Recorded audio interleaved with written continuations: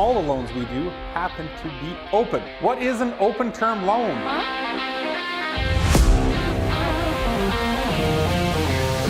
I finance ATVs and snowmobiles and motorcycles, and all the loans we do happen to be open. What is an open term loan? I took a loan and I want to pay it down. So I have agreed with the bank that I'm going to pay this motorcycle over 7 years at 6, 7, 8% interest, and I'm going to make X payment so that at the end of 7 years, which is 84 months, that last payment is going to cover the capital and the interest. So in that time span, as I go and the less and less I pay, I am going to finish here. That's what determines the amount of your payment, right? Is the amount of interest that I'm going to incur over the years versus the amount of capital that I got to get rid of. That is a fixed loan payment period. But there's a way around spending that interest, and it's called an open term loan. Oh yeah. Meaning I could take the loan for 7 years, but at any point in time, I can add money to the capital of that loan.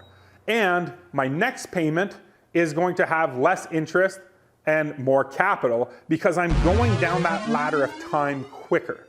So an open term loan, when you add money to it, you don't change the payment, you actually change the overall term. So it's not going to be a 7-year loan anymore, it might be a 6-year or a 5.5-year, a 5-year and a month. And then I'm going to pay the interest only of the capital that's remaining.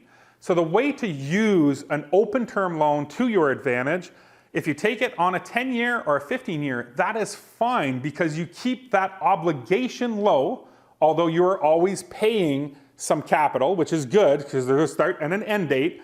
But in between, you should add money to it so that you shorten that term and you pay less interest. It works very easily. You don't need to wait for big chunks of money. Adding as you go makes a lot of sense. So the short of it, an open term loan means I could add money to it, to the capital at any point in time with no penalty, and I can shorten that term and shorten the amount of interest I pay. It works very well with discipline.